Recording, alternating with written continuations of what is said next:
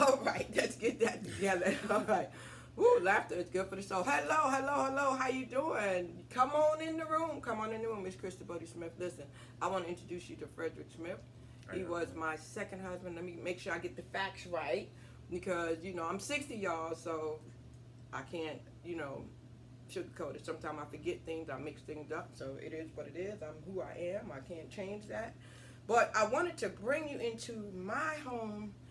And I asked Frederick to come because I really, really, really, really wanted to have a heart-to-heart with him. And I really wanted to share with somebody about things that go on in marriages, things that go on in relationships that affect the individual, the man and the woman, and the children. That's just really on my heart. And because a lot of you always comment about things that I do when I do these live, I just felt like this was an important topic. And this is Domestic Violence Month. And so this is the perfect time for it, okay? And, for the first time that I did an event for domestic violence and I saw a production that was done, it kind of, they did skits. And when I saw the skit, it just kind of made me think. I went, wow. Because really and truthfully, I was doing the event, but I wasn't doing the event thinking that it was for me.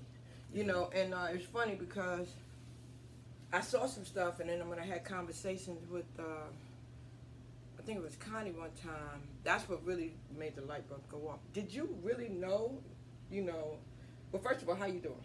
I'm doing good. I'm doing fine. Life is good. God bless it. I'm thank you for coming and doing this, because a lot of people wouldn't do it, a lot of people just not going to let the light shine on them, they want to hide, they want to just, sweep it under the rug, whatever you want to say, but, talking is good, and we both have come to that conclusion that it's okay to talk to people, it's okay to talk it out, that actually feels good. Yeah, it helps.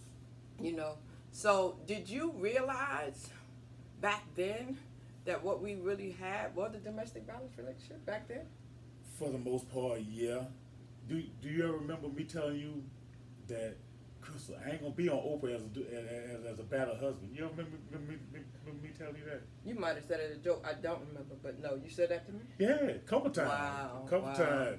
I said it jokingly, but it was due to all the stuff that we was going through. You know what I'm saying? Right. So yeah, I kind of knew we was in one. I'm not gonna say I felt though it was healthy because I know it wasn't. But that was one of them things. We were younger. And we were making things happen. We were progressing. Yeah, oh yeah. So we probably felt like it was normal because we were doing things, we got a car, we got a house, so, we had a baby, we got married, so it looked like everything was the way it was supposed to be because even though we had the good and the bad, we were still moving forward, in some kind of way. And so, I wrote some things down to kind of stay on track. And sometimes when you get to talking, it's kind of hard to stay on track. But yeah, that is good. I do remember that. And because, y'all, I am a New Yorker.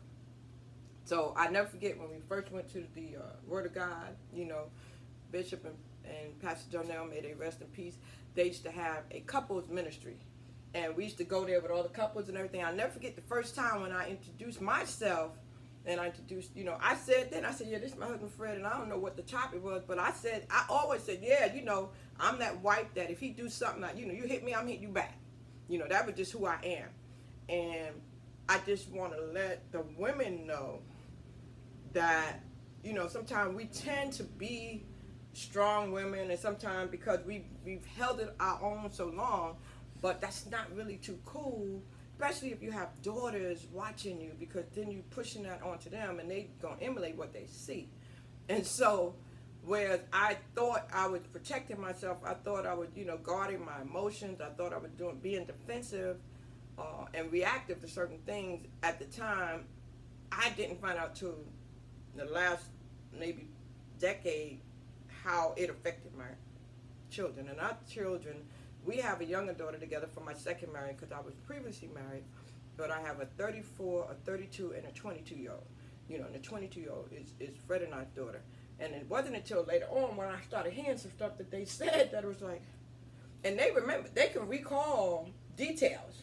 Mom, I remember when this is that, now I can remember something because I kept a few pictures for myself because my ex, he been through some stuff, and I let him talk about that, from the addiction to the incarceration. So through all of that, I had some anger, I had a lot of issues because I had to cope with a lot of things, and that's what we women do. So my first question to you, Fred, is how long you know me? Let's see, I met you November of 91. Okay. And when we met, you had just come out of being incarcerated. I just finished a 5-year bid, yeah. Let me tell you something, ladies. You know how they look when they come out, right? Boy, you know how they look when they come out, right? We was at, what was it? The El Dorado. We was at the El Dorado. We was getting our dance on, and it was like he had to move, I had to move. I was like, oh, tall. Okay, when we tall, we like them tall. I was like, wow. And so that's how it started. And here's the thing. I had just separated from my first husband. I had just realized that I really made a mistake. And I had the conversation with my parents and everything, and I had just done that. Sometimes to this day, my ex still don't think that. He think I met you while I was with him, but I had already made up my mind I was separated. I wasn't divorced, but I was separated, okay? So in my mind, I was okay. So we met, and everything was groovy. You know how it happens when you meet people. So how long did it take before we got married? Do you remember? We didn't get married until Rick was born in what? 98? Yes, 98. Rick was born. So we got married in 97. Okay. So about 6 years, y'all. 6 years. That 6 years was a roller coaster ride. Yes, it was. Yes, it was. We took each other through some stuff. You hear me? Whew. Y'all, I'm telling y'all, we took each other through some stuff. With me and my addiction, trying to fight it, still just backsliding or relapsing, whatever you want to call it, just causing stress up in the house because I might can't go get something and I want it. Those that had addiction know how it is. So I see now that I took my family through a lot of stuff. That's my daughters and my ex-wife. Took them through a lot of stuff because that was a roller coaster ride. Yeah, and the thing about it was, for me, that was like my second time. Because I went through something similar the first time. So I think that I carried some of that defensiveness and some of that stuff into it. A lot of times people think that they don't want to rebound and do stuff like that. So I guess I rebound and don't know it because, like I said, I had just separated. Yeah. So I didn't have that time and that space to kind of process getting out of one relationship, getting to another. I kind of jumped, so that probably didn't help, but the infatuation happened and the love and all that stuff, and then we just kind of moved forward. So I'm glad you said that, the addiction, ladies, if you deal with somebody and they don't know they're addict and they can't admit they're addict, it took you a while to realize that, right? To actually admit that, right? Would you say? Yeah, because I was still trying to portray that life of a thug or drug dealer. Mm-hmm. You know what I'm saying? So I was in denial, thinking other people didn't know when they knew, because my whole everything changed. You know what I'm saying? The way I started, I was, even though me and you was together and I had nice clothes on time, in that beginning, I really didn't have no nice clothes, but so once I started getting them, you know what I'm saying, then, I started wearing them, but then they started seeing me, hey, he had that on yesterday. You know what I'm saying? So that addiction thing, man, is something, it takes you through a lot. It affects a lot of people, Do you feel as though the systems that are out there now and stuff, because I'm sure that even with your incarceration, did you tell them in there that you had an addiction? Were they able to deal with that? Yeah. Well, is the system pretty good in there with the counseling and what they have in place? Nah, I mean, they got the AA and NA meetings for people, you know what I'm saying? But other than that, you ain't getting no like real help, no real help. Stuff that's going to help change your way of thinking, because that's what it is. You got to change your way of thinking. When I finally just said, I'm done with that. I didn't go to no NA meeting. I used to Yes, be, right. I used to go to NA meetings. Yes. I used to hit them Yes, hard. yes. I think I think that's what it was that I was in. Okay. Mm-hmm. Yeah, so, I already had all the foundation, I guess you would say.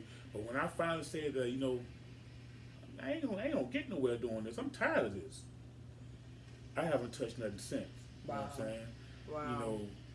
So you had to make up your mind. You had to get sick and tired of being sick and tired for yourself. And that's the only way a person gonna get clean. They're not gonna do it for nobody else. They ain't gonna do it for their child. They ain't gonna do it for their mama. They ain't gonna do it for nobody but themselves. When they, as they say, when they hit rock bottom. Now everybody's rock bottom ain't the same, because some people hit 2 or 3 rock bottoms. Yes. And I might have been one of them people. You know what I'm saying? Right. But once they really say, you know what, I'm tired of this. This ain't getting me nowhere. That's what it takes. I mean, some people need the support of a NA or the higher power. Right. But that's what got me through. God got me through. Right. I just told God, you know what, I'm tired. Right. And I thank God, I knock on wood now for the time, the brother, that word of God, because there was many nights after the paper route, because you had the paper route, we would go there and they would pray with us and we would be there. So we had the support of the church too, and then, we tried to be supportive and go to the meetings with you and stuff. So, it is important for the family to have support. And then before I change to the next topic, I do want to ask you this, since you mentioned that about incarceration, what do you think about what's in place out here for men and women when they come out of being incarcerated to prevent the recidivism and the support that they get to help them to get on their feet? Do you feel like there's enough things out here we're in the Raleigh area, but do you think there's enough things out here for them? And what would you suggest that they need to implement that could perhaps help people who come out that have those issues that are not really resolved when they come out? Excuse me. First, to answer your first part, is there enough out here for people coming out of prison? Nah, it's some programs that help, like, get clothes, help you find jobs, stuff like that, but it's not a lot for, like, housing. You know what I'm saying? If they don't have no family support, a lot of guys come out of prison, go straight to the shelter. Right. Which is not cool at all. Right. Especially if they have, mental issues, addiction issues. Mm-hmm. Cause if you just finished doing 5 to 7 years in prison, right, and now you free, right, but every night you on a curfew, you got to be in at 6 o'clock. You sleep in the same type dorm that's in prison. right. How's your mentality gonna change? And you supposed to be free. Right. It can't. You still taking showers with men. You know what I'm saying? Wow. That's a setup. Almost, yeah, like. you coming from prison, going right back into another prison where you're supposed to be free. Wow. So the families need to step up. Families need to step up a little bit until they can get in place, between the guys can get in place or the women, because if they don't want them to go back into that mindset and that same similar atmosphere, the families need to be a little bit more compassionate. They need to lighten up a little bit and show a little bit of support. Let them come through, or either help them get on their feet a little bit better, so they can have their own. That would be nice. And now to answer your question, as far as like what do I think could be put in place, that's exactly what I was going to say. An organization that men and women coming out of prison, if they got like a little stimulus, there's like a little stimulus package, right, you know what I'm saying? Right. To help them get on their feet, you know what I'm saying? Help them find a place. There's already things I had to help them find a job, so that's on them to find a job.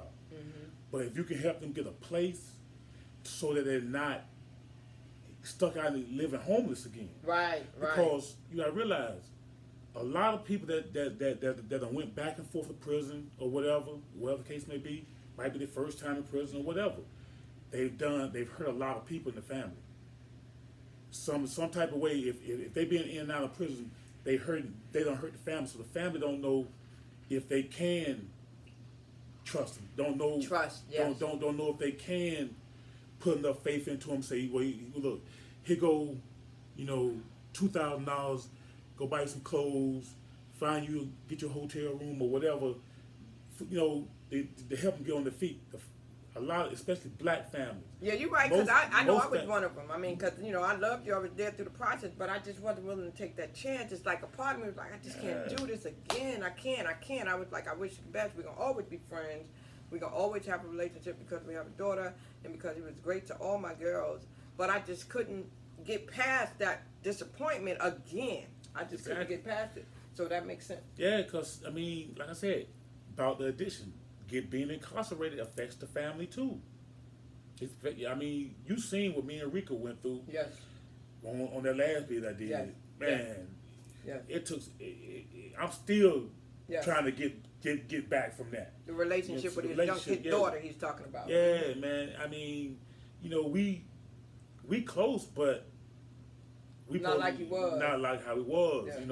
And I left her when she was 8 or 9. Yes. And then come back till she was 16. Right. And then she had resentment because he missed graduations and birthdays and stuff, So the thing I would say to fathers and mothers out there, it's one day at a time. When you come back out, just one day at a time. You got to build that trust again. You have to kind of come around. You can break them down little by little by showing and by doing. The talk don't mean nothing. You can have the best intention by talking. And one of the first things that us fathers try to do, we know we done messed up with our kids, try to give them everything they want, everything they ask for. Oh, I need a hug. Oh, I need this. Don't do that. Because you're just going to be putting stress on yourself. If you ain't making that kind of money, to where don't let the child use your emotions against you. You know what I'm saying? He or she know, oh yeah, he trying to make up for all the years that he been gone. Right. You know what I'm saying? So they gonna take advantage of that situation. Wow. And be like, call you, be like, how you doing? Can I get? Oh, wow. Can I have? Will you do? All that come to you. And I'm so not they kind of manipulative. Yeah, especially girls. I'm sorry, women, but that's just in y'all nature. Yeah. Y'all raised from here to be, yes. manipulative. There's nothing wrong with that. It is. But yes, but the boy children do it too because they see an opportunity to maybe build a relationship with the father, but I can get whatever I want from him right now because he's trying so hard. Let me ask you this.